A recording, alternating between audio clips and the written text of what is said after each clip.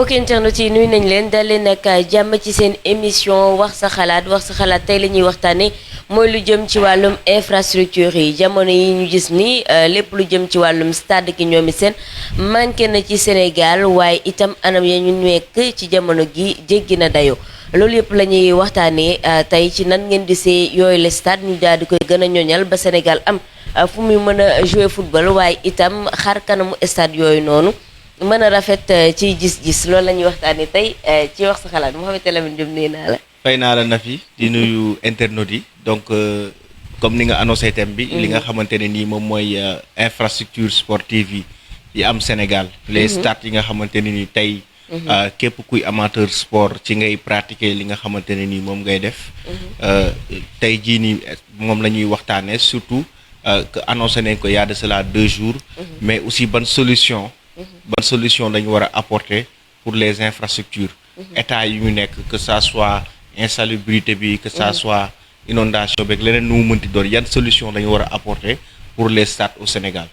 solution yooyu la ñuy waxtaanee tey ci biir émission bi 78 150 74 72 78 150 74 72 mooy numéro bi ngeen woote daal di bokk ci émission bi ñu fàttali ni wax sa xalaat mi ngi accompagné par Canal Plus moom mooy accompagner émission bi Canal Plus est en promo jusqu'à la fin du mois de septembre décodeur bi c'est à partir de 1000 francs ngeen jënd ko abonné mën a disposer wu ci chaîne sport yu Canal yëpp mën a suivre 5 plus grands championnats au monde yi xam ngeen ni Ligue 1 tàmbali na ba pare donc week-end bi di ñëw la ñuy jëm ci lii jëm ci championnat wu Angleterre muy Premier League wala Liga bi nga xamante vendredi mu daal di tàmbali yeneen championnat yi lu ci mel ni Bundesliga bi maanaam dafay revenir pour les 3 prochaines saisons en exclusivité sur Canal Plus moom it di ngeen ko am à partir du 18 septembre bu dee série A bi c'est à partir du 19 septembre ma bàyyi leen wax ci loolu.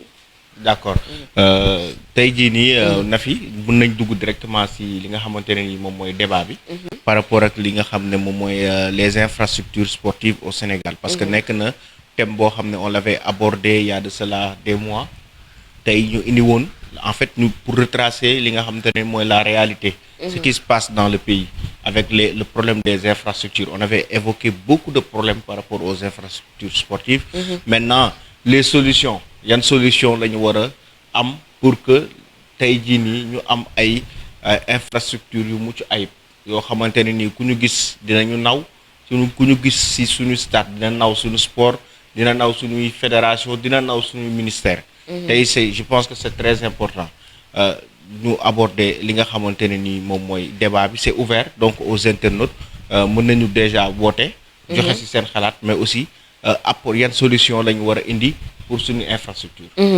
paradoxalement nous sommes numéro 1 fii ci classement africain bi en termes de football mais peut-être tey jii nii buñ doon classé ci li nga xam te moom mooy jëm tamit ci statistique bi dinañ jóge suñu place numéro 1 boobu noonu wàcc feneen du ñàkk stade moom moo tax ñu doon ko c'est-à-dire que tey jii am nañu ay stade boo ñëwee région wu Dakar di nga dégg stade Iba Mar Diop di nga dégg stade Demba Diop di nga dégg stade Léopold Sédar Senghor mais ce sont des stades vétustes des stades yoo xamante boo leen di xayma yi à partir de 1960 lu ci mel ni Demba Diop 63 je pense lañ ko créé stade Léopold Sédar Senghor à partir de 1980 85 bu ma juuma mu nekk ay stade yoo xamante ca bañ leen tabaxee ba léegi dégg nañ rénovation laa ko tuddee parce que du ma ni réhabilitation parce que réhabilitation sax mooy nga gën koo defar sax kanam gi gën a changer et tout tane mais Lamine li ci doy waar mooy nga waxuma sax pelouse bi parce que fépp fu ñuy jouer moom dina am lu ñu ciy defaraat loo xam te ñu ngi koy utiliser saa su nekk dinañ ko gën a defaraat mais buntu stade bi li nga xamante nit bu ko rombee dina ni fii nii mooy stade bi y a pas mal de pays yoo xamante touristes yi bu ñu fa demee stade bi la ñuy xool ci côté sport bi xam ne lii nii moom mooy stade dëkk bi dañuy dem di taxaw ci bunt ba di fa fotow mais tey stade Léopold Sédar Senghor kenn mënul taxaw ci bunt bi di fa fotowu tey li nga xamante dafa am valeur ci sport bi am valeur ci tourisme bi am valeur ci image yu dëkk bi tey dañ koo bàyyi à elle-même kenn toppatoowul balaa ñuy egg sax ci biir laay wax balaa ñuy wax pelouse beeg gradé ak yooyu li nga xam mooy buntu stade bi tey dafa am problème ñu jël internet bu njëkk bi maaleykum salaam allo allo oui allo allo sëñ bi ñu ngi lay salaamaaleykum déglu maaleykum salaam. dëgg la maa ngi wootee fii ci Canada maa ngi wootee Montréal. Montréal tur bi naka la. maa dégg seen thème bi rek ma ne xam. maa ngi tudd Fallou. Fallou d'accord. Fallou. waaw ci problème infrastructure la infrastructure man sax li ma jàpp man dama gis ni sax footballu Sénégal sax boo xoolee footballu local bi. li ko gën a tardé loolu bokk na ci manque d'infrastructure. man gis nga man dama xawoon a gëj Sénégal sax ba pare ay 5 ans 6 ans yooyu daal 2017 bi ma dellu see Sénégal. bi ma ñëwee stade amitié billaay jooy laa bëggoon def. bi ma gisee na mu mel entourage bi ak foofu na mu dañ ko def. te man ma màggee zone boobu dëkkoon Padois. gis foofu ni mu meloon yooyu.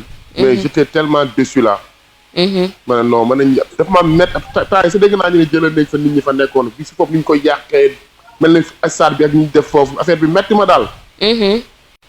oui xam naa daal Sénégal daal problème loolu bokk na ci li gën a rey footballu Sénégal gestion stade yeeg suñu gouvernement yi daal comme je ne comprends pas daal man je n'arrive pas à comprendre daal loolu bokk na ci li gën a rey suñu football moom bu dëgg neex yàlla. certes am nañ ay joueurs yu baax boo dee xool am nañ joueurs yu baax mais football local bi pour mu waroon gën a baax stade yi waroon na baax boo demee ay Maroc ay Tunisie ay Égypte yeneen dëkk Afrique ay Ghana yooyu boobu dañu dépassé côté boobu franchement parler.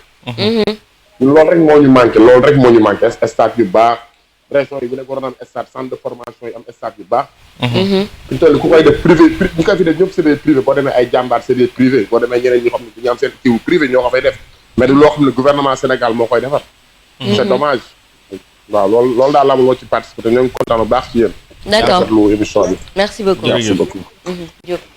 am na solo li mu wax am na solo donc tey jii nii képp koo xamante ne nii gis nga xarkalamu yenn stade yi donc da ngay am gàcce par rapport ak li nga xamante ne nii moom mooy dëkk bu mel ni Sénégal wax nga ko sànq paradoxe bi moom mooy Sénégal moom mooy numéro 1 en Afrique ci wàllum football. et que tey jii nii boo demee stade bi nga xamante ne nii moom mooy Léopold Sédar Senghor wala Demba Diop ak feneen. da ngay xam ne on ne mérite pas la Coupe d'Afrique. boo demee fi nga xamante ne nii moom mooy Marius Ndiaye. gis nu mu mel. bu tawee day senn. et que ñu ngi finaalu ay afro basket. da ngay gis ne yàlla li ngay liggéey rek la lay fay. y a pas de secret. tey jii nii boo xoolee Nafi. depuis des mois ñu ngi annoncé que suñu stade yi dañ koy réfectionner. on a fermé le stade Léopold Sédar Senghor depuis des mois. parce qu'on avait annoncé que dañ koy réfectionner dañ koy defaraat stade Demba Diop. stade fédéral lay nekk dañ ko war a defaraat mais boobu ba léegi gisuñu si dara. ñu jël internet bi. vas-y. allo. oui allo salaamaaleykum. maaleykum salaam. jërëjëf Ndeye Faye. ça va ñu ngi sant bu baax. waaw man Seydina Alioune laa tudd. Seydina ñu ngi ziar bu baax a baax. maa ngi delloo ziar maa ngi rafetlu seen émission bi. jaajëf ñu lay jaajëfal bu baax. macha allah di leen encourager. pour mu gën a jëm ci kanam. jërëjëf amiin. parce que ça permet à tout un chacun de savoir l'état du sport sénégalais en global quoi. waaw léegi man nag dama bëggoon wax tuuti ci point bi ngeen développé tey ñu ci infrastructure sportive yi. waaw parce que man benn affaire rek laay laajte xaw ma nit ñi dañ ko gisoon xaw ma gis nañ ko mooy actuellement on n'est pas dañuy wax amul benn championnat amul compétition internationale amul dara mais nos autorités dañuy seetaan ñëpp di seetaan infrastructure yi kenn nekku ci di rénover kenn nekku ci di defaat quoi que ce soit man la moom jaaxal. autre chose aussi boo duggee comme li ñuy wax dans les grandes villes sportives yi nekk au niveau du Sénégal. infrastructure sportive yi ñuy wax ni ñu ngi fa yooyu c'est juste que de nom. amul suivi amul dara. boo dee xool ville région bu mel ni comme par exemple Diourbel comme man mi dëkk Diourbel mi. Elimane Fall. voilà Elimane Fall léegi dem jouer ci mbedd mi sax moo gën dem jouer ci stade Elimane Fall. te boo dee xool ñu ngi ne dañuy promouvoir footballu localité bi. te amul infrastructure bien vrai que am na ay talent yu fa nekk mais boo ni xoolee au niveau de Mbacké Diourbel et Bambey amul benn stade bu xaw a tane sax pour recevoir benn match 3e division pour wàcc niveau bi loolu war nañ ko xoolaat bu baax a baax dëgg la ba pare ñu wax ñu ne dañu bëgg jël coupe d'Afrique dañoo bëgg qualifier tout le temps coupe du monde ñun man suñu classement FIFA bi ñu teg au premier au niveau de l'Afrique sax man daf ma xaw a jaaxal. ah joueurs yi nekk ci biti la. ah waaw mais non xam nga mais démb waxoon nañ ko fi nee nañ dinañ dem ba benn instant bi nationaux yi donc ñoom ñooy ñëw jouer ci biir équipe nationale bi. parce que ñi naan te ñoom ñoo nekk fii nii tey niveau championnat mënuñoo fexe ba relever ko alors que loolu c'est un tout. il faut que ñu am infrastructure yu dëgër pour mën a promouvoir talent. absolument ah bien sûr mu ngi mel ni nga bëgg nga ne da ngay bay rek te amuloo tool am ay semence am lépp.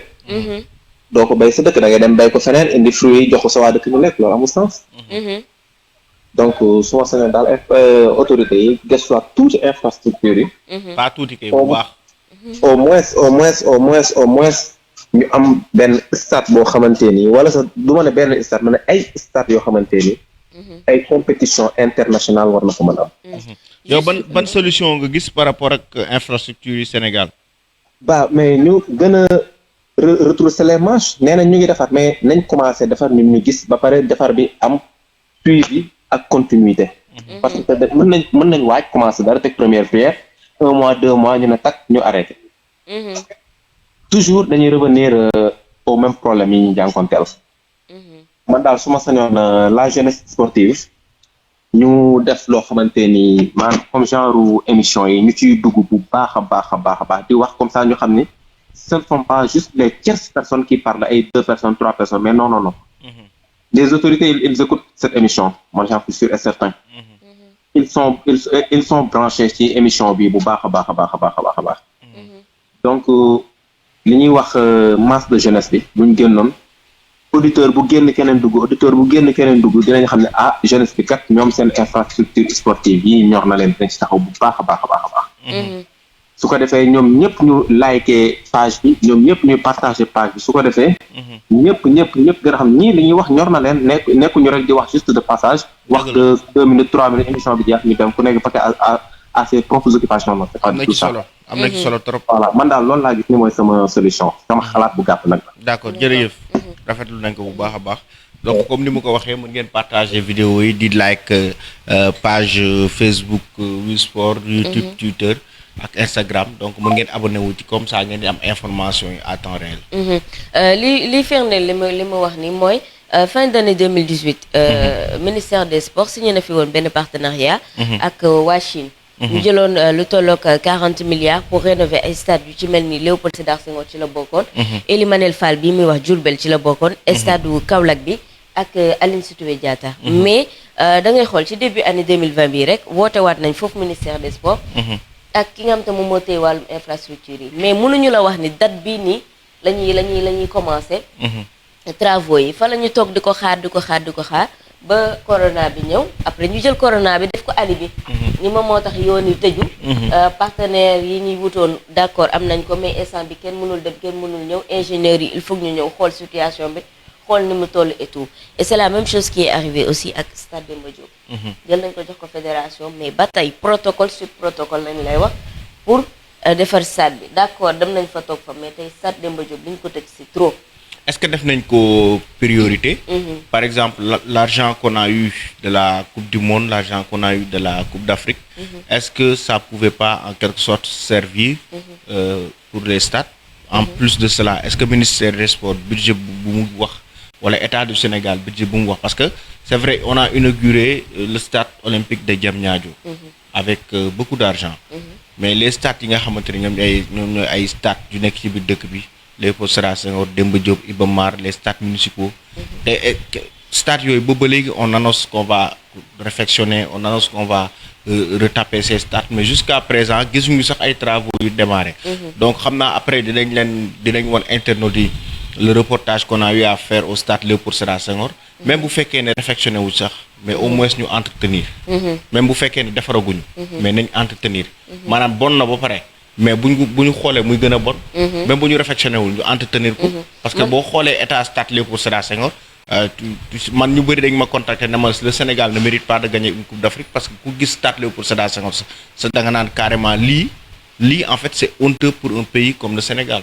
man xam nga lu may sidéré c'est pas ci biir pelouse bi ni muy mel ak yooyu noonu li muy mel parce que loolu yëpp ay travaux lañ nee nañ comme dañoo am ay délai te instant bi corona moo tëj yoon bi technicien yi yooyu yëpp amul problème mais ci biti parce que du ñëpp am accès instant yi ci stade bi du ñëppay dugg ci biir ñiy romb ci biti touriste bi nga xamante ñëw na ba Sénégal gis stade bi nga xam ne mooy stade emblématique bu Sénégal dëkku Sadio Mané moo am envie taxaw ci buntu stade bi amul sax fu muy taxaw dafa jéggi dayoo li nga xam ne moom moo xew en plus tey jii nii c'est-à-dire le Sénégal en fait dëkk Sénégal le sport au Sénégal parce que yàgg nañu aborder genre de sujet yu mel ni ñu bëri di évoquer benn terme bu am solo muy politique sportive. En fait la politique sportive fii nii ci Sénégal est-ce que bokk na ci di defar ay stade yu mucc ayib. est-ce que bokk na ci suñu politique sportive. tey ku xool parce que c'est vrai on a inauguré peut-être wala def nañu pose première pierre stade olympique bu Diamniadio xam nga ñi ñëw ñëpp ñëw et tout on a ñu applaudir et tout mais tey jii nii na fi tey stade yi nekk Sénégal yëpp est-ce que gars yi def nañu tour pour xam ne stade yi. vraiment stade yi ñu war a yu si ëpp bokk ànd ak ay ingénieurs ñu wax leen ndax dañ ko war a raser defaraat ko ou pas les stades municipaux est-ce que nii lañ koy continuer bàyyi. est-ce que gars yi ils sont conscients que ni lii nii dafay am conséquence si suñu footballu dëkk. wala si suñu basketu dëkk wala leneen ak leneen yeneen discipline yi parce que quand on parle de stade on parle pas seulement pour le football. tey jii nii ma joxelaat beneen exemple l'arène nationale c'est bien beau. lu baax la fi ñu ko def à Pikine si technopole bi et tout mais est-ce que tu sais que am na ay conséquences négatives ci ay population est-ce que xam nga ne fi ñu posé arène nationale bi tey am na ay nit yoo xamante ne nii période nawet bu jotee ci taw bi tey jii nii seen kër yi à cause de l'arène nationale fi ñu ko teg ak tey jii nii assainissement bu bon ci zone boobu tax na am na ay kër yoo xam ne dafa fees ak ndox loolu lu am lu wér la kon c'est-à-dire que est-ce que ñu ngi analyser est-ce que ñu ngi jël suñu matuwaay par rapport ak lépp lu ñuy def parce que tey comme ay stade yu mel ni stade Léopold Sédar Senghor da ngay xool alentour bi au-delà des ordures mu am loo xamante ne ni moom mooy ay ndoxu foos di envahir yenn porte stade Léopold Sédar Senghor ndoxu foos bi fan lay jógee est-ce que gars yi ñu ngi entretenir suñu stade est-ce que ñu ngi fay ay nit pour ñuy def entretien stade yi en fait loolu yëpp c'est des questions yoo xamante ni c'est normal que ñu koy poser parce que dañuy gis ay suñuy état stade dañ naan ñun Sénégal en matière de sport dañuy wax que ne ñun ñu ngi avancé mais en réalité li xew ci mbir mi dafa doy waar. mooy nouvelle politique bu yees bi ñuy wax ci wàllum stade yi xam nga ci Dakar Arena je pense que ni foofu lañ koy njëkk a commencé mooy jël benn structure privée jox ko pour muy entretenir Dakar Arena loolu indi woon ay jafe-jafe ba structure bi doon wax que ni fédération bi duñ leen jox yenn bureau yi nii parce que amaguñu woon digal jox leen yenn bureau yi maanaam que tey comprendre nañ ni stade boo ko defaree ba pare entretien bi moo ci ëpp solo. tey doo ko tëj bàyyi noonu. da nga koy topp nga defar ko mais bon je pense que ni c'est le moment aussi peut-être ñu may internautes yi ñu seetaan reportage bi mën a xam exactement. mën nañ jël affaire bi après ñu soog ci ñëw. d'accord. allo oui. Mohamed. waaw. ça va na def. ça va alhamdulilah kooku. Souleymane Mbaye depuis Sangalkam. Souleymane Mbaye depuis. Sangalkam. depuis Sangalkam ñu ngi lay ziar Souleymane. waaw ñu ngi jël ziar bi Amina si loo ne. Amina neen mi ngi ci jàmm. waaw en fait dama bëggoon participer rek comme que xam naa ni léegi waxtu bi jot. parce que defe naa ni parce que li ma bëgg a wax yëpp déjà gars yi wax nañ ko depuis le départ. parce que Sénégal def naa actuellement ak coach bu ñu toll nii numéro 1 côté Afrique. donc ak équipe bi ñu yor nii pour man ak joueurs yi ñu yor ak calibre yi ñu yor nii nga xamante ni pas mal de joueurs yoo xamante ni ñu ngi évoluer Europe.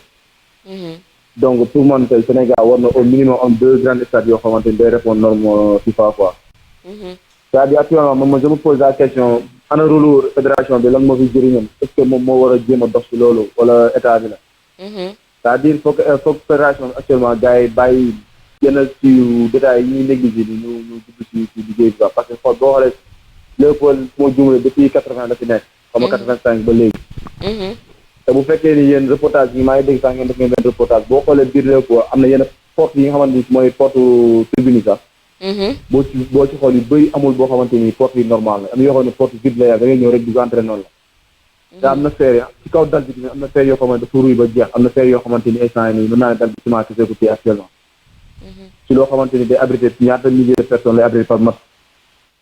te c'est le cas de Demba Diop loolu moo fi daloon Demba Diop Wakaam kii bi Mbour bi loolu leen moo defoon problème parce que stade dañu dem benn instant dañoo seen date limite dañu atteindre seen date limite donc pour man nii ne même bu dul fédération bi sax instant état bi mu war jël ay mesures am tey jii nii defal la ñi nga xamante ne tey jii nii mooy équipe nationale Sénégal bi ñaari stade yoo xamante ni donc day mën a accueillir comment dire encore équipe yu mag yi di leen mën a recevoir ci terrain yu baax parce que loolu mooy problème instant yi parce que équipe yu mag yi boo leen invité di leen teg ay Léopold comme genre Léopold yi nga xam ne politique parfois sax du normal wala yóbbu leen stade la jot donc pour man daal état war na mën a jël ay mesures ba tellement que Sénégal image yi nga xamante ne ni jour yi ñu ngi koy dégage ci côté Europe donc ñu xam ne ni carrément Sénégal tamit infrastructure yi doy na fekk quoi parce que loolu mooy problème bi ko actuellement. D'accord. Merci beaucoup. Je laisse inspirer du reportage. Voilà, d'accord, y a pas de souci. Donc mën nañu seetaan dox internautes yi li nga xamante ni moom mooy reportage bu nga xamante def nañ ko foofu ci stade Léopold Sédar Senghor donc reportage bi dinañ leen ci wan lu bëri surtout ñi ko seetaan mën ngeen ko seetaan après YouTube mais ñi ko seetaanagul mën dañ leen ci wan par exemple li nga xam ne moom mooy porte ñu nekk stade bi ordures yi fa nekk inondation yi li mu fa jur mais ndoxu fosse bi nga xam ne ñëw na fa ak tey jii nii ñàkk toppatoo bi ñu ñàkk toppatoo stade bi loolu yëpp dinañ ko découvrir ci biir reportage bi. ñu seetaan ko ñëwaat. mbokku Sénégal mbokku internet du Wii Sport nuyu nañ leen ñu ngi fi nga xamante ne nii moom mooy stade Léopold Sédar Senghor donc stade Léopold Sédar Senghor ñëpp xam nañ ne depuis des mois dañ ko tëj parce que waroon na am ay travaux yu fi war a am war nañ ko réfectionner war nañ ko defaraat parce que li nga xamante ne nii moom mooy stade bi boo xoolee ci biir pelouse bi baaxatul tribune yi baaxatul bëri na loo xam ne dañ ko war a defaraat mais dafa am leneen loo xamante ne nii dafa xel ñaar wala dafa am leneen loo xamante ne nii dafa jaaxal askan bi muy alentouru stade Léopold Sédar Senghor mbokk yi ñun ñoo ko gisandoo gis ngeen li fi nga xamante ne nii ci benn porte bi nga xamante ne ni moom mooy stade bi la mooy porte bi nekk diggante Grand Médine ak di jëm Patte d'Oie mu nekk état bu doy waar gis nga inondation yi nga xam ne xew na fan yi ci Sénégal ak ndoxu bi nga xamante ni ndoxu taw bi def na ko mais ak ndoxu fosse bi nga xam ne day daje ci buntu stade bi dinañ leen won léegi li nga xamante ne ni aussi en même temps moom mooy ordures yi nga xamante ne ni ci alentour stade bi ay oto mbalit ak ay nit ñi ngi ñëw di fa tuur mbalit mu nekk loo xamante ne ni lu doy waar la parce que bu ñu xamee stade Léopold Sédar Senghor ci stade de football lañ ko xamee parfois ay lamb yu mag sax daan na fi am mais stade Léopold Sédar Senghor ñu xam ko ci stade boo xamante ne nii yàgg na gérer ay match yu mag yàgg na gérer li nga xamante ne nii équipe nationale du Sénégal di fi recevoir ay match mu nekk tey jii nii un problème dans la mesure où bu fekkee dem nañu ba stade bi mënatuñ ko entretenir comme il faut di ci sotti mbalit ba dem nañu ba mënatuñ ko tenir ba alentour stade bi yëpp ay ndox la mais c'est catastrophique dinañ leen won léegi nii avec la complicité de Khalil dinañ leen won léegi li nga xamante ne nii moom moo fi xew ci alentour stade Léopold Sédar Senghor wan leen situation bi nga xamante ne nii moom moo fi am mbalit yi ndoxu taw bi est-ce que état du Sénégal wala ministère des sports jot nañu gis li xew fii nii loolu lañ leen indiloon tey dinañ joxaat dig daje léegi nii ci yeneen détail jërë ngeen jëf.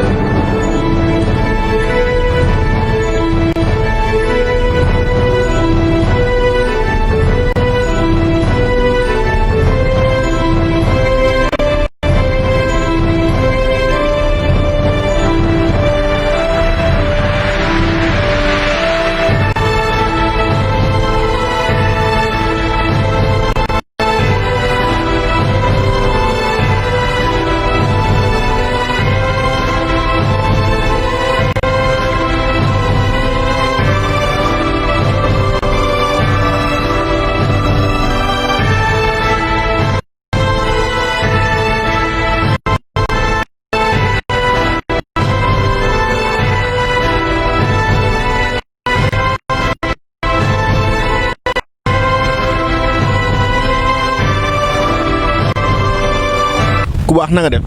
jàmm rek waay. tur bi naka la. Bassène François. Marcel tey jii nii li nga xamante ne nii moom moo am ci alentour stade Léopold Sédar Senghor mu nekk stade boo xam ne stade bu mag la Sénégal yaa ngi fi recevoir ñëpp xam ko ci stade boo xamante ne nii moom mooy maanaam bokk na ci stade wala mu nekk stade bi gën a mag Sénégal tey jii nii li xew ci alentour bi yow naka nga ko gisee. vraiment ñu ngi xanaa ñu ngi ciy ñaawlu vraiment parce que déjà stade Léopold Sédar Senghor ba mu datee du tey yàgg na fii. mun naa xayma ne wax ne nii donc mooy les premiers stades yoo xamante ne Léopold Sédar Senghor yooyu la construire donc du fait que yow gis nga insalubrité bu am fii déjà c'est pas beau à voir waa rafetul vraiment rafetul en tout cas ni ngi ñaax autorité ne de telle sorte que parce que lii déjà avec période pandémie bi environnement bi ainsi tout cela loolu day indi yeneen jàngoro yoo xamante par exemple lu mel ni paludisme boo gisee paludisme di gën a yokk ci dëkk bi parce que ndox taata yoo xamante taw bi day taw y a pas maanaam ay yoon yoo xamante yoon bi kii ndox bi daf ciy jaar donc le fait que la population dañuy jël mbalit bi di ciy tuur ci fu ndox bi war a jaar donc surtout ñu ngi ñaan autorités yi ñuy ñëw juste désengorger lieux yooyu yoo xamante ne au moins ndox bi day taxaw à tout moment au moins day permettre ndox bi évacuer wu dem si kii zone yi ñu désengorger pour recevoir ndox yi du fait que lii au moins dina doon loo xamante ne dinañu moytu ci jàngoro paludisme et surtout cette période pandémie bi surtout c'est côté vraiment santé de l'individu quoi. tey jii nii lan moo ci solution lan mooy rôle autorités yi par rapport ak situation. vraiment rôle autorité yi ñu ngi leen di ñaax xam nañu vraiment autorité lu ñu nekk di def déjà fii fu ñu nekk nii xam nañu ni meluloon nii donc les autorités jël nañu ay initiatives yu baax yoo xamante ne dañ ko defoon pour mun a dindi lépp tilim bu fi nekkoon mais des na donc à chaque fois nous lançons un appel ñu ngi vraiment sandi kaddu waa nguur gi au moins ñu gën a defaraat bon kii bi comme zone bi de telle que stade bi gën a retrouver donc visage boo xamante bu njëkk ba au moins c'est insalubrité bu ñuy dund fii waa kii comment dire waa quartier bi mun a dem vaquer à leur préoccupation sans que ñuy dund ci ndox bi quoi. jërëjëf. ok merci.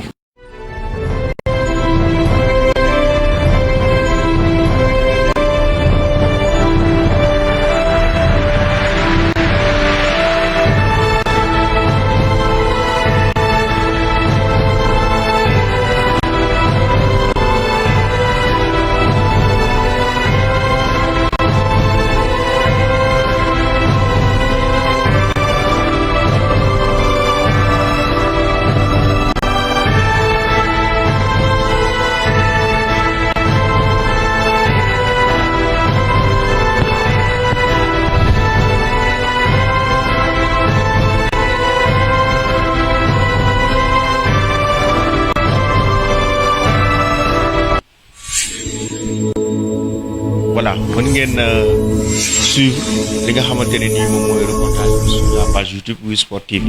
donc mën ngeen continuer suivre foofu li nga xamante ne nii moom mooy reportage bi na fi ñoo ko gisandoo. mi ngi nii ñoo ko gisandoo muy image yi nga xamante image yu catastrophique image yi nga xamante kenn bëgg ko woon gis foofu na xamante moo di Léopold Sédar Senghor itam bokk ci loowu yenn mbir yi nga xamante xew na Sénégal ci fan yi ñu génn rawatina ci wàllum inondation bi li gën a jéggi dayoo ci mbir mi mooy peut-être égout boobu noonu nga gis ni maanaam ndoxu foos yi ñoom ñoo sotteeku foofu muy égout boo xamante déjà dafa ubbeeku à ciel ouvert la mu ngi nekk foofu ci wetu stade bi ñu jël internet bi allo allo oui salaamaaleykum yëpp delloo ziar bu baax yëpp allo allo yëpp day mel ni problème mu retour la ñu am. déggante bi bu neexul mu peut-être kii mu duggaat. mais man maa ngi dégg laa. ah ñun ñoo la déggul kooka la. allo. tur bi naka la. man maa ngi dégg normal en tout cas. est-ce allo que du retour bi moo am problème peut-être mën na yéen génn a duggaat dégg wala. allo. allo oui yéen a dégg wala. allo. allo. peut-être retour bi moo am problème mën na génn après. mu voilà mu jéem a duggaat ci biir émission bi mi ngi noonu Diop ñu ngi ko doon wax muy image yi nga xamante kenn rafetlu ko. gis ko foofu ci Léopold Sédar Senghor bokk ci stade yi nga xamante ñoom ñoo gën a mag Sénégal yàggee fekkee lu nekk. ci soiru football bu Sénégal.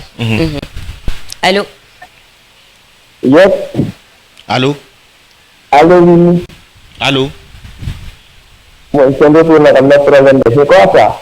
waa ñu ngi lay dégg bu baax kooka la sociologue. Ah, tamit. waa ci loo ne. ñu ko demee nii xale damay ñëw grève. xanaa Khalil. xale damay ñëw grève foofu. ëpp naa def. booy grève demal ba buntu Léopold foofoo jara grève fu mu ne nii. alors ñu la nekk. ñu ngi sant bu baax. mu ngi baax. ñu ngi sant bu baax kay naka mu. cool na. jaajëf waay. Nafi ci la nekk yow. yaa ngi sant nii rek alhamdulilah. su Léopold lay dem grève quoi. da ngay dem Léopold foofu noonu wala jot a grève noo gisee image yi. C'était bon choquant et non choquant bon mooy loolu noonu xam nga rek dem loo xam ne nii da ngay gis te choquant ci ñeen ñi mais ñun ci dëkk côté yi ñun j'apprécie quoi ñun. tam ci gis Léopold ci nii lay mel quoi moom. amul toppatoo quoi qu'on se dise la vérité. Voilà parce que gis nga depuis kañ ñun Sénégal fii nii nag sport bi nañ ma jéggal de dañ ko jël tegee ko nale mooy loolu farataaluñ ko quoi yow Demba Diop kañ la yàqu depuis loolu kenn defaru ko. 2017 benn seul stade bi ñu am bi ñu benn patrimoine bi ñu am muy Léopold mënuñu kaa toppatoo amul entretien amul dara. boo seetluwaan ca tabaski foofu lañ daan jaayee xar ren c'est interdit d'accord. mais fa lañ daan jaayee xar buñ paree bàyyi fa déchets yi et tout. ndox aussi Alamine wane na ko donc gisoon nañ ko si bopp taataay waxi nopp. yow sa gëm bi Parcelles Assainies unité 7. siège laa la wax de siège bu Amadou Ba siège bu ministre nekk ko fa de siège bi kese. teg nañ fa plus de 12 gardes 12 laa la wax de. stade bu toll nii pourquoi mun ñu fa teg 25 gardes bu ñuy wàccee ñuy yëg.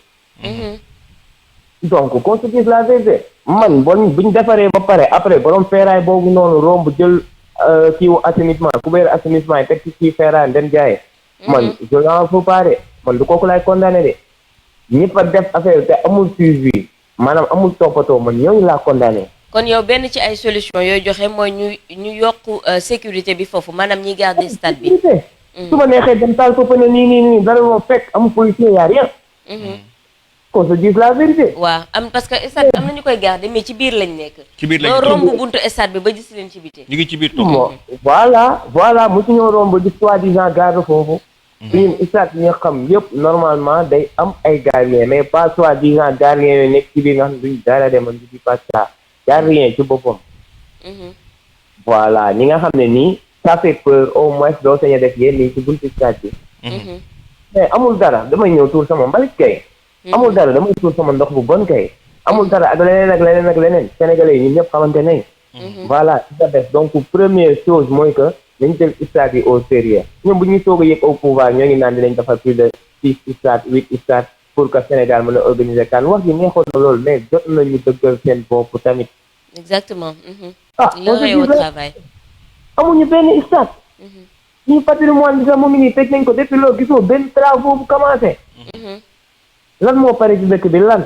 du teer du dara parewul dara. lépp en travaux ba kañ tëj ko nag bàyyi ko noonu li gën a dee gisuñu benn xeer sax dugg wala xeer génn. Isabelle. Alamine qu'on se dise la vérité. dañuy jox libéré ñu ko. tamit lii ñun ñoo ko mën a xeexal suñu bopp. donc lu ñu mën ñun wax la ñu mën peut-être mais xaalis bi ñun lu ñu war a def nañ ko muy que lan ñoo ngi fay impôt ñoo ngi def yeneen ak yeneen ñoo ngi contribuable en tant que citoyen quoi. lu def koppar bu dajee ci ñoom ñu def li askan bi di xaar ci ñoom. mais c'est pas toog foofu noonu di lekk affaire yi man à chaque fois samay wax du neex man ñoom ci kaw laay commencé condamné di waaj. d'accord voilà léegi nag ñoom bu ñu defee lu ñu war a def ba pare. voilà léegi nag après Sénégalais bi romb di tuur foofu mbalitam foog ñu soog a wax ak moom mais ñu ci kaw bu ñu defagul lu ñu war a def ñu tuur du ma leen waxagum dara man. d'accord comme ça je perçois les choses je suis trop critique philosophe là. merci beaucoup sociologue. merci beaucoup ñu ngi koy jaajëfal bu baax. donc voilà solution yi ñu ngi xaar internet yi ñëw wax ñu yan solution la ñuy xaar ci infrastructure yi problème mu infrastructure yi Sénégal bu fekkee sa gox sax gis nga ne stade bi ban dafa am ay problème ban solution nga ci xalaat tey ba ñu jii liggéey mu pare ba léegi. voilà mi ngi noonu tey jii nii am na bëri na ay stade ci réew mi yeneen région yoo xamante ne ni bu tawee ndox bi dina bëri yoo xamante ne nii yéen ñenn ñi ci population bi dinañ fa teg ay mbalit yoo xamante ne nii tey peut-être stade bi amul entretien bi ci war nañ ñu indil ay solution par rapport ak stade yi parce que dañu bëgg Sénégal suñuy stade am yeneen xarkalam tey si on veut organiser une coupe d'Afrique si on veut que suñuy stade du am ay stade yoo xam ne CAF daf koy homologué il faut que ñu am ay stade yu mucc ay foog ñu góorgóorlu bu baax ci suñu infrastructure faaw ñu góorgóorlu ci bu baax waaye itam élément je pense que ni tey xaalis manqué wul parce que wax nañ ko signé nañ ay partenariat ak Chine état bi jël na en charge li nga xam te moo di bu Diamniadio stade Iba Mar Diop booy seetlu France moom moo koy defar par rapport ak li nga xam te moo di partenariat bi ñu am ci Jeux olympiques de la jeunesse yi stade Demba Diop stade fédéral la li sonal sénégalais yi mooy dañuy lancer pose première pierre balaay travaux yi ñu koy amal ngay toog 1 an 2 ans après loolu sonal sénégalais yi tey le fait que boo signé partenariat il faut nga toogaat 2 ans pour partenariat boobu mën a commencer nga mën a commencer li nga xam te moo di travaux yi Elamine ban partenariat ngay signé toogaat 2 ans pour mu commencer kon dafa am leen loo xamante dafa nekk ci bopp sénégalais leerul te jamais mu leer parce que même directeur des infrastructures mënu cee indi réponse bu claire ñu jël internet bi allo allo oui salaamaaleykum. maaleykum salaam al amin. Sakho ñu ngi ziar. ziar naa la Nafi ziar naa la. delloo ziar Sakho. sama copain moom na wuti portable bu baax na ngir yàlla. bul ma rusloo it yaa ngi may dégg. bàyyi sociologue bàyyi jàmbur. ube dafa takkoon masque xam naa. bàyyi sociologue day seere nit quoi. Sakho yow ñu ne dégguñu la mu naan non man maa ngi leen di dégg. non xam naa mu ngi doon dégg ñu ko déggul problème wut lu baax nag copain Arouna waru yore lu bon quoi waa di ziar ñëpp nag di rafetlu thème bi nga xamante ne que nii dañ ci war a di insister li nga def nii al amin yàlla la ci yàlla fay amiin donc ko defal pour sénégalais yi yëpp donc ko defal ci képp koo xamante ne sport moo la tax a jóg donc ko defal ci képp koo xamante ne jour nga donc ko defal ci képp koo xamante ne que rek gëm nga ne Sénégal gi dafa war a am lu baax comme yeneen dëkk yi niñ ko amee donc loolu dañ la ciy gërëm di la ci sant man nag dama jàppee ne stade bi lekkukaay xaalis la da am ñoo xamante ne que ni uniquement dañoo nekk ci stade bi nekk ci fédération bi nekk ci état bi dañ ko defee lekkukaay xaalis loolu il faut la ñu comprendre ko parce que stade bi mënuñu ko ref maanaam ñu jël ko di ko defaraat te saa yu ñu ko defaraatee day mel ni mosuñu ko defar ñaari match ñetti match lañu fay jouer il est mort mais balaa ngaa naan da ngay tabax beneen stade bu mag Diamniadio match bu amee nga war a paas jël autoroute à péage bi rey sa bopp balaa ngaa yegg mooy loolu mais doo daanal stade bii nii boo xamante ne ba mu koy tabax ñoom Sadio Mané est-ce que juddu nañ ñu daanal ko complètement commencé waat ko à zéro am nga terrain basket c'est bon terrain basket bi nekk biir stade ba nga boole ko ci biir stade bi def beneen terrain bu stade bu bees kii terrain bu ndaw sax ci biir nga xam ne gars yi joué ay nawetaan ak yooyu mën nañ ko fa jouer parce que am nañ beneen espace boo xam ne ñoom ñoo ko moomal seen bopp su ma juumul espace boobu noonu pourquoi bu fekkee amuñu xaalis pourquoi mënuñu ko jaay ñu jaay ko ay joueurs yoo xamante ne que ni yor nañ xaalis pour mun a participer mu nekk seen participation ci defaru stade amitié bu fekkee état bi mënu ko amul doole mais nañu woo privé yi xaalis baa ngi fi parce que ñoom nee nañ am nañ budget ci partenariat bi ñu loué ak Chine donc loolu am nañ xaalis bu génn 40 milliards la bu ma juumul donc 40 milliards yooyu noonu pour defar stade bi la mais bañ ko annoncé fin 2018 ba léegi dara rien du tout ñii lañ toogee pour fan la pour ban stade pour fan pour stade bu stade amitié stade Ely Manel Diourbel stade bu Kaolack ak Aline Sitoé bu Ziguinchor stade yooyu yëpp ñoom ñoo bokk ci loolu 40 milliards mais xam nga li am solo mooy stade bi tollootuñu fu naan dañ ciy dabadaaxe pour defaraat stade yi lumière yi rek ñaata lañ ci fere woon lumière yi rek ba lumière yi yàqoon ñaata lañ ci fere. ñaata la woon. yaa ngi rappelé lumière yi kii. ay centaine de millions beneen bi tàkkul. voilà ah ñaati yoon Abdoulaye Wade ba mu fi nekkee woon ñaata yoon lañ ko defaraatoon. Macky Sall ba mu ñëwee léegi bu may 3e fois. stade bi depuis ba ñu kii dóoree nu mu tudd Côte d'Ivoire dóoree ba gars yi caxate stade bi la ñu waroon a profité màbbal ko tabaxaat ko Sénégal soxlawul stade bu ñuy taf-tafee stade bu ñuy war a defaraat commencé waat à zéro moom la soxla parce que suñu équipe mérito wul lii maa ngi dégg benn waaye mu naan équipe bi est-ce que mérito nekk première si mérito nañu première parce que am nañ ay gos am nañ ay joueurs yu ko mën mais dañoo amul ay dirigeants yu am fulla ak fayda pour taxaw stade boo xamante ne que ni day wuyoo équipe nationale Sénégal li tax ñun ba léegi mënuñoo jël coupe d'Afrique mais boo gëstoo gis ko mi ngi nii reportage bi ku ko xool xam ne ñun buñ jëloon coupe d'Afrique sax daa fekk ñu may ñu ko mais mérito wuñu ko parce que lu tax soo xoolee championnat Sénégal bi mu gën a daanu mais li ci la bokk te boo waxee joueurs yi amuñu volonté nekk ay grands joueurs loolu ku ko wax waxoo dëgg ñu ngi rey seen bopp malgré avec situation bi ñuy dund ci stade yi ñaata joueurs lañu am Sénégal yoo xamante ne que ni tey bu ñu amoon condition yu baax dañuy bokk ci kii nu tudd joueurs internationaux yi. te football bi moo gën a flagrant mais tey li rey athlétisme Sénégal stade Léopold ci la bokk ak stade Iba Mar Diop. loolu la. li rey te Al Amine loolu bu la nee Al Amine loolu bu la neexee nga dëggal ma ko. xam nga lan mooy différence su làmb ou bien différence su yeneen sport yi ak football. exemple man li ma xalaat état bi bu defaree stade bi tey moom du bokkul ak benn ministre boo xamante ne man maa ko fal ou bien benn directeur boo xam ne man maa ko fal déedéet ki nga xamante ne moo yore fédération Sénégal bi même bu lajjee xam nga ne état bi mënu ko dàq xam nga ñun xam nañ lool. ça veut dire que politique bi nga xamante ne que ni moom la état bi di doxal. daf ci boolewul football. parce que amulu ko rendement te football bi ci boppam ñoom it ñi ngi toog di nelaw. joueurs yi nekk biir Sénégal nu ñuy bari ASC yeeg nawetaan yeeg maa ngi yàgg ci ligne bi maa ngi jégalu. nawetaan beeg ak lépp loo xamante ne que ci wàllu football la tey. bu ñu jëloon 1 mois. 1 mois laa la wax de. ñu ñaxtu li nga xamante ne moo nekk nii. pour ñu màbbal amitié pour tabaxaat ko bu bees buñ ko defoon rek yaakaar naa Macky Sall dina leen dégg. absolument man conseil bi may joxe di ko tëjee foofu mooy nañu dimbali lillahi wa rasuli.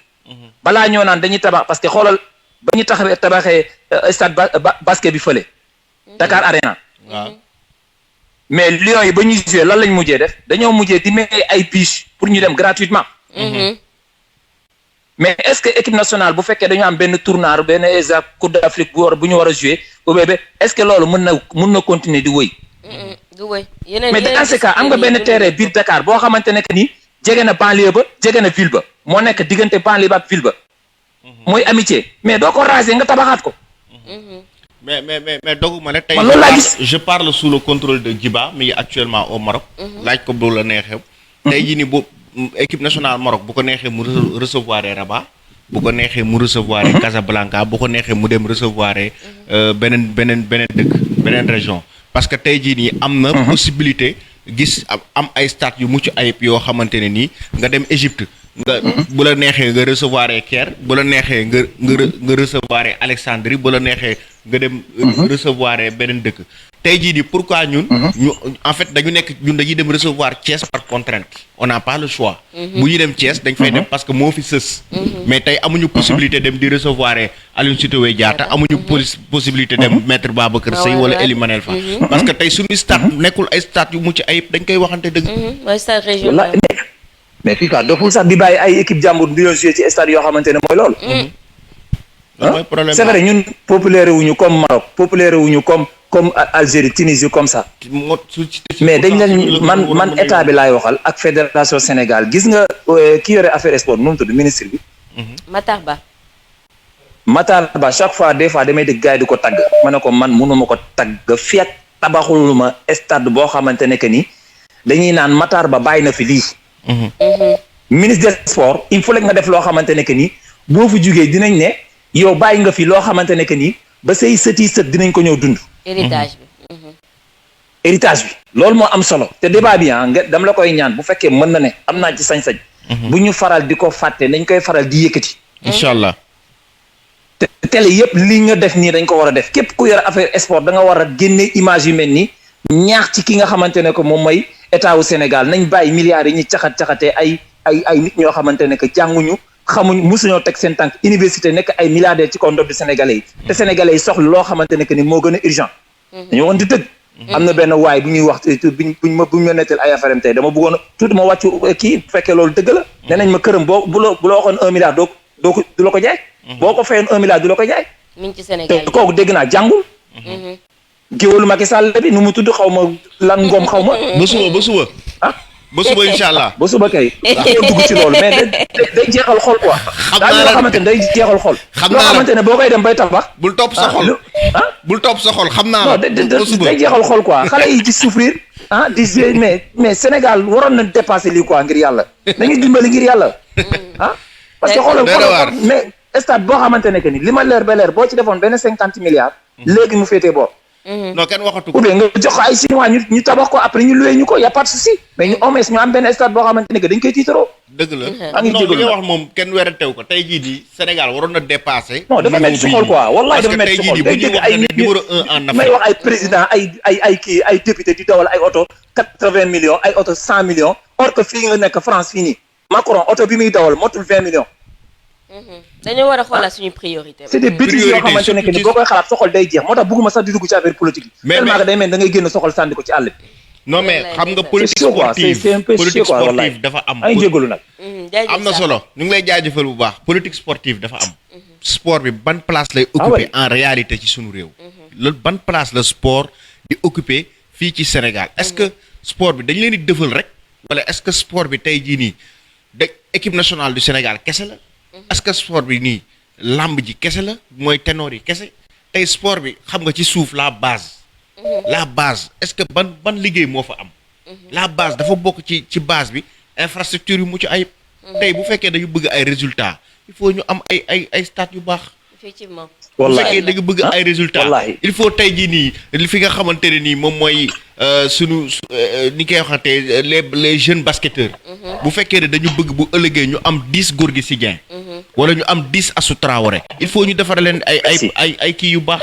wala ñu am ay Sadio Mané yu bëri. tey Alamine am nga ko. am nga ay Sadio Mané biir Sénégal. am nga ay maa ngi jégalu ci mais pour ñu progresser il faut ay stade am nga ay Sadio Mané biir Sénégal am nga ay Gorgui Sy Dieng biir Sénégal am nga ay xolal ay Roumene am nga ay joueur man des fois du ma la fen de da ngay gis joueur boo xam day jógee Sénégal mu ñëw xoolal barki Demba Ndiaye Barça joueur bi mu jënd xoolal U20 bi xoolal U17 bi li ñu doon wane ñoom fa lañ nekkoon da ngeen am benn maanaam benn féliciter en même temps parce que tey jii nii képp ku wax waxu stade même bu fekkee dañuy wane li nga xam ne moom mooy aspect négatif bi nen féliciter en même temps Génération Foot c'est le moment de féliciter l'Institut Diambar c'est le moment de féliciter Dakar Sacré-Cœur les centres de formation yi nga xamante ne nii actuellement fii ci Sénégal ñu ngi def ay avancées ci wàllu infrastructure tey stade bi nga xamante ne nii moom la Génération Foot di jouer di recevoir ak fi ñuy entraîner tey jii nii wax dëgg neex yàlla nga xam ne bu ko xam ne vraiment ñu ngi def ay efforts. Institut Diambar la même chose Dakar Sacré-Cœur la mais Diambar Institut Diambar su ma juumul Institut Diambar ak yi ngay wax nii yëpp ñoom dañoo am ay maanaam dañoo teg seen boy ci condition yu baax. bien sûr privé bi la. mais tey léegi résultat bi gis nga ko bee gisoo ko grand. loolu lañu soxla résultat bi gis nga ko bee gisoo ko. am na résultat kay. cadet yi nga gis nii cadet yi nga gis nii. seen confrontation yi ñu mujjee def yëpp ay lan lañu leen ay quart de finale. sportivement joueur buy évoluer ci terrain suuf ak joueur buy évoluer ci terrain synthétique di ko évoluer ci terrain gazon. tey jii nii bu demee fi nga xamante ne nii moom mooy bokk équipe nationale performance yi mënul nekk benn bu demee petite catégorie wala mu dem championnat performance yi mënul nekk benn. parce que kii condition yi muy évoluer bokkul ak kee condition yi muy évoluer. xam nga 1 plus 1 égale 2 la dañuy waxante dëgg. loolu moom mooy la réalité. saako ñu ngi lay jaajëfal c'est ça maa ngi jégalu nag yàgg bi ma yàgg ci ligne bi. mais man damay affaire bi dama ko seetaan démb seetaanaat ko tey sama xol def ci sedd parce que yii dafa jar ñu koy dénoncer. dëgg la yaa ngi dégg te ñu dimbali li laay war a suuli même boo sàccee 1 milliard mais jëlal benn genn wàllu milliard nga doogu ci askan wi. nañu dimbali politiciens yi dimbali lañu ngir yàlla. sonn nañu quoi ay inondation ak ay merde yoo xamante ne que ni Sénégal fii la toll ngeen naan ay Sénégal émergent xaw ma mais Sénégal c'est Sénégal émergent quoi. d'accord jégalu nag jaajëf. mën nañu enchaîner ak yeneen appel yeneen appel yi balay émission bi am di na jeex ñeneen ñu xam ne dañu bëgg a intervenir par rapport ak les solutions les solutions tey jii nii solution yi bokk na ci sànq am na ku évoqué problème sécurité pour mu mën a am suivi stade yi am suivi tey ñi nga xamante ne nii ñoom dañu dénk stade yi nañ ut ay nit yoo xamante ne nii ñu ngi gérer sécurité mos naa waxtaan ak benn waay bu bokkoon ci ñoom ñi doon gérer gazon bi stade Léopold Sédar Senghor mu ne ñoom ay bénévole lañ maanaam dañuy kii nii rek après ñu neexal leen waaw de temps en temps ñu neexal leen mais ay bénévole lañ nen ut ay nit yu gérer entretien stade yi benn ut ay nit yu gérer sécurité stade bi pour ñu bañ fa tuur ay mbalit loolu c'est important stade yi bu du tuurukaayu mbalit ñu bañ fa tuur mbalit nga xam ne tey jii nii na fi des fois stade bi bañ a fees sax fekk nit ki li koy ba tere mu ñëw mooy bokk na ci insalubrité la. ñu jël ko allo allo. waaw allo. salaamaaleykum. maaleykum salaam. sëñ bi na nga def tur bi naka la nga yëkkati baat bi tuuti ñu déggante. waaw ça va ñu ngi sant. waaw ça va ñu ngi sant bu baax a baax. alhamdulilah tur bi naka la. waaw Serigne Mbacke depuis Mbacke ah. d'accord Serigne Mbacke yow la ñuy déglu. bon xaw naa yàgg ci ligne bi nag mais c'est normal ok. ñu ngi jéggalu. waaw mais amul solo léegi man li ma gis vraiment waa ji daanaka wax na lépp mën ñu concevoir Sénégal ak fi ñu toll ci football mondial. ñoo am ay joueurs professionnels pratiquement nga xamante ni suñu groupe yëpp c'est des joueurs professionnels. pratiquement amul benn joueur local. comprendre nga. depuis des années c'est des années ñu koy wax boobu ba léegi mun ñu fexe ba am stade bu baax. vraiment loolu moom c'est déplorable quoi vraiment kenn mënu ko comprendre. te jamono ji waroon nañ di wax ni Sénégal par exemple candidat lay doon ci par exemple organisation. pour Coupe d'Afrique affaire yooyu noonu. mais ba léegi des stades yu baax sax mun ñu ko am. Thiès bii ñu ngi koy wax mais Thiès baaxul la joor bari na ay kii quoi en fait. amitié moom waxaale wuñ ko. comprendre nga. te boo xoolee suñ joueurs yi ci classe mondiale ils font partie des meilleurs joueurs du monde. te léegi ñoom je pense que ñu mérito nañ am stade yu baax quoi. stade yu moderne yu baax comme ay Égypte nañ ko amee ay Maroc ay Nigéria ainsi de suite. te pourtant ñooñu gënlewuñ ñu équipe. mais stade yu bon mooy mu ngi joué ci suñu niveau championnat rek. suñu championnat day gën di faible. te bu joxante dëgg mënuma concevoir aussi mbëri kaas bañ wutal leen stade. ba pare ñu continuer di bëre ci biir stade yi ñuy fubalee ba léegi. dëgg la loolu kenn mënu ko comprendre. parce que mbëri bu ñu demee ba am seen stade boobu wax dëgg yàlla dañ fa waroon a yam di fa bëree mais loolu tamit dëgg la. kaas ba am stade ba pare ñëwaat di bëriwaat si suñu stade yi nga xam moom la ñuy recevoir suñu match international loolu kenn mënu ko comprendre quoi. donc daal état du Sénégal moom war na xoolaat loolu baax parce que Macky Sall aussi ñu fi bëgg a yàgg au moins ci mandaam bii nii waroon na defar benn stade boo xamante ni wala mu defaraat amitié ba nga xamante ni vraiment dañ la lii kat vraiment Macky Sall moo ko def mais Lat Dior bi ñuy wax Lat Dior en tant que tel parewul quoi parewul. comprendre donc banlieue Dakar bi mérité woon na am benn stade bu baax stade moderne boo xamante ni vraiment. équipe nationale la ci mën a football bu ko defee ñëpp mën a ñëw di seetaan. parce que mérito nañ ko quoi. parce que yow Thiès gars ñu doon wax parce que jour yi bu ngay dégg ñu ni vraiment pelouse bi am na problème nangam sangam état pelouse bi c'est pas du tout normal la te gars yi nee nañ dañuy liggéey pelouse bi yow bul comprendre sax doo sax comprendre dañ naan defar nañ pelouse ba pare jour yi ñëw def fi benn échauffement ni non état pelouse bi normalul par rapport ak ñu moderne yi affaire yooyu noonu. jaajëf je pense que daal ñoom mérito nañ ko quoi vraiment mérito nañ am stade bu baax a baax. vraiment d'accord merci beaucoup. jaajëf ñu jaajëfal waa Mbacke. ñu enchaîner ak keneen. allo allo allo allo xam naa problème mu réseau la. ñuy fàttali ni émission bi c'est accompagné par Canal Plus. Canal Plus mi ngi nekk en promo ba fin septembre décodeur bi c'est à partir de 1000 francs 1000 francs ngeen am seen décodeur abonné wu ci chaîne sport yi mën a seetaan 5 plus grands championnats yi au monde c'est-à-dire li nga xam te moo di Ligue 1 Liga Série A Premier League waaye itam Bundesliga. allo. allo oui ça va. ça va alhamdulilah. tur bi naka la ak fooy woote. ngeen def. ngi sant bu baax. non tur bi waaw Pape Ndiaye la maa ngi wootee Dakar. Pape Ndiaye. allo. allo oui Pape Ndiaye. waaw seen thème tey bi gis naa ko am na solo trop. merci. lay jaajëfal. am na solo trop quoi parce que franchement Sénégal ñun suñu réew mi dafa am problème quoi problème bu mu am mooy gestion. mooy gestion xaalis day dugg mais problème dëkk bi yëpp mooy gestion et les hommes qu'il faut à la place qu'il faut y en a pas. est-ce que yaa ngi comprendre. loolu lañ mooy problème moo tax infrastructure yi du dem dara du franchement Sénégal daal. liy metti dafa bëri yàlla na yàlla ñun daal fu mu toll nii xam naa ni yàlla rek moo ñu mën a génnee situation bu ñu nekk waaye du Macky Sall keneen quoi. waaw seen thème bi nag am na solo trop trop trop trop ñu ngi leen gërëm di leen sant ay thèmes yi am chance ngeen di def franchement. merci beaucoup man je vous suis quoi. yow je vous suis chaque jour.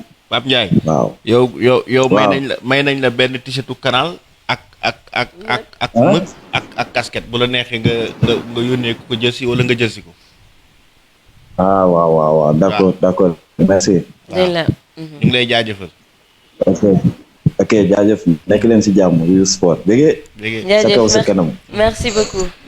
donc comme ni ko gars yi di waxee nañ partager vidéo yi. donc pour que ñëpp mën ci jot ñëpp mën ko seetaan donc am na ci solo trop ba pare di abonné wu ci page Wii Sport yi. parce que intérêt wu émission bi nga xam te moo di wax sa xalaat mooy saa su nekk ñu mën leen permettre ngeen di réagir di joxe seen xalaat par rapport à actualité sportive bi comme nañ ko defee tey tam ci infrastructure bi noonu lañ koy defee tam ci équipe nationale yëpp yu Sénégal discipline yëpp itam dinañ ko waxtaanee parce que ni ngeen ko gisee ni football bi amee ay jafe-jafe yu ko raw la basketball di dundee moom la handball di dundee moom la yeneen discipline di dundee lu ci mel ni rugby athlétisme ñu ngi koy wax loolu yëpp ñàkk jumtukaay yoo xamante fa la xale yi mën a dem di tàggatu parce que képp du athlète bu nekk da nga jëm rek soobu ci compétition yu mag yi boo seetloo Sénégal compétition yu mag yi mi ngi wàññi li nga xam te moo di participation di wàññi itam li nga xam te moo di performance yi nga xam te moom la fay def parce que xale yi amatuñu fenn foo xamante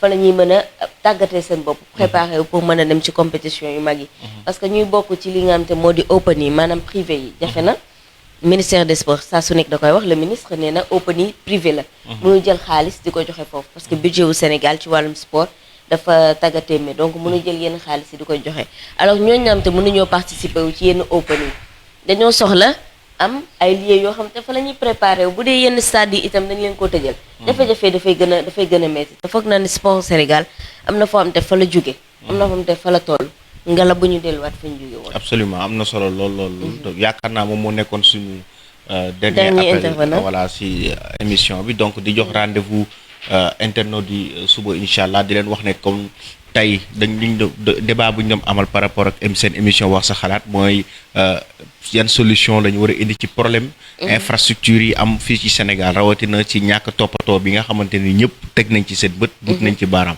donc incha allah di leen jox rendez-vous demain ci beneen thème même heure ci émission wax sa xalaat reportage bi mën nañ ko suivre itam sur Wii Sport TV Wii Sport TV mi ngi noonu mooy suñu chaîne YouTube bi mën ngeen dem foofu ngeen seetaanaat li nga xam te moo di reportage bi ñu leen jagleel ci Léopold Sédar Senghor rendez-vous est donc demain à partir de 6h à partir de 16h plutôt 16h ñu ñëw fi ak beneen thème pour le moment nag amaguñu thème ñi nga xam te ñu ngi ci groupe WhatsApp bi wax sa xalaat mën nañoo continuer waxtaan bi foofu mais itam proposer thème bi pour demain à demain inchallah. Alors que la Ligue 1 est déjà lancée, oh le vertige! La Première Ligue, la Serie A et la Liga s'apprêtent déjà à faire leur grand retour. On sent qu'on est sur un volcan. Et cerise sur le gâteau, à partir de cette année, le Bayern, champion d'Europe, rejoint ce casting de rêve avec l'arrivée de la Bundesliga. Un cadeau incroyable, invraisemblable, absolument somptueux, XXL. Du talent fou. Les plus grandes stars, les plus grandes équipes, les plus grands matchs sont tous sur les chaînes Canal+ Sport.